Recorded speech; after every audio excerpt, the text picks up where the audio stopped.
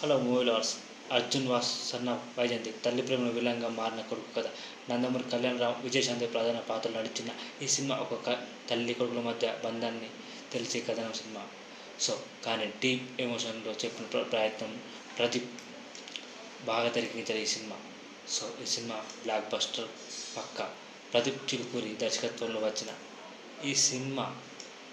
ఈ చిత్రం కథతో పాత పందాల్లో సాగిన కొన్ని మార్పులతో ప్రేక్షకుల హృదయాన్ని తాకే ప్రయత్నం చేస్తుంది.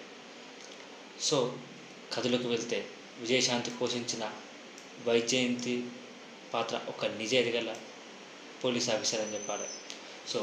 ఆమె కొడుకు అర్జున్ కళ్యాణ్ రామ్ సైతం పోలీస్ కావాలని ఆశపడుతుంది. ఎందుకంటే తన కొడుకు అర్జున్ను రామ్ సైతం పోలీస్ కావాలని ఆశపడుతుంది. కానీ అర్జున్ తన తండ్రి హత్యను పాల్పడిన ఒకరిని చంపడంలో తల్లి అతనిపై కేసు పెడుతుంది.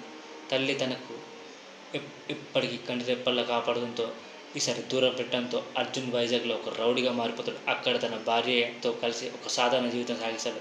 తల్లి కోసం తాపత్రయపడే కొడుకు తల్లి నిరాకరించిన ఆమెను కలవాలని మాట్లాడని అర్జున్ ఆశపడుతూ ఉంటాడు. ఈ క్రమంలో అతని భార్య చిత్ర గర్భవతి ఉన్న సమయంలో వైజయంతిపై దాడి జరుగుతుంది. ఈ దాడి వెనుక అసలు ఏం జరిగిందనే సినిమా ఉంటుంది. అర్జున్ గతానికి సంబంధించిన అనేక రహస్యాలను క్రమంగా బయటకు వస్తాయి. దర్శకుడు ఈ ట్విస్ట్లను కథలో బలంగా ఉపయోగించి ప్రేక్షకుల్లో ఆసక్తిని ప్రయత్నం చేశారు. రొటీన్ కథ, కొత్త స్క్రీన్ ప్లే. కథలో తల్లి కొడుకుల మధ్య విభేదాలు చివరికి ఏం జరిగిందనే ఈ సినిమా. మళ్ళీ కలవడం వంటి అంశాలు మనం ఎన్నో సినిమాలు చూసినావే. కానీ దర్శకుడు క్లైమాక్స్లో చూపిన కలిసి క్షణంలో భిన్నంగా డిజైన్ చేసి ఆకట్టుకున్నాడు. ముఖ్యంగా అల్లు అర్జున్ తల్లిని రక్షించేందుకు చేసే త్యాగం అందరినీ షాక్కి గురి చేస్తుంది.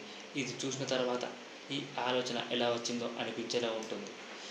కళ్యాణ్ రామ్ కామన్ మ్యాన్ రోల్లో, మాస్ రోల్లో మెప్పించడమే కాదు, క్లైమాక్స్లో తన పర్ఫార్మెన్స్ నెక్స్ట్ లెవెల్లో ఉంది. ప్రతి సీన్ ఎలివేట్ చేసే ప్రయత్నం బాగుంది. విజయశాంతి మళ్ళీ తన స్థాయికి తగ్గట్టు పవర్ఫుల్ పోలీస్ పాత్రలో తలుక్కుమంది. ఇలా పాత్ర విషయం అయితే చాలా బాగా చేసిరని చెప్పాలి. సినిమాటోగ్రఫీ నెక్స్ట్ లెవెల్ విజువల్స్ ఉన్నాయి. బ్యాక్గ్రౌండ్ మ్యూజిక్ మాత్రం సన్నివేశాలకు బలంగా ఎలివేట్ చేసింది. పాటలు పెద్ద ఆకట్టుకోలేకపోయినా కథనాన్ని ఆకట్టుకోలేదు. కథ రొటీన్ అయినప్పటికీ దర్శకుడు స్క్రీన్ ప్లే, క్లైమాక్స్ కొత్త కోణాన్ని అందించాలన్న ప్రయత్నం స్పష్టంగా కనిపిస్తుంది. మొత్తానికి ఇది ఫ్యామిలీ సెంటిమెంటల్ మూవీ. నాకైతే నచ్చింది. Kalyan Ram is come back. Like చేయండి, షేర్ చేయండి, సబ్స్క్రైబ్ చేయండి.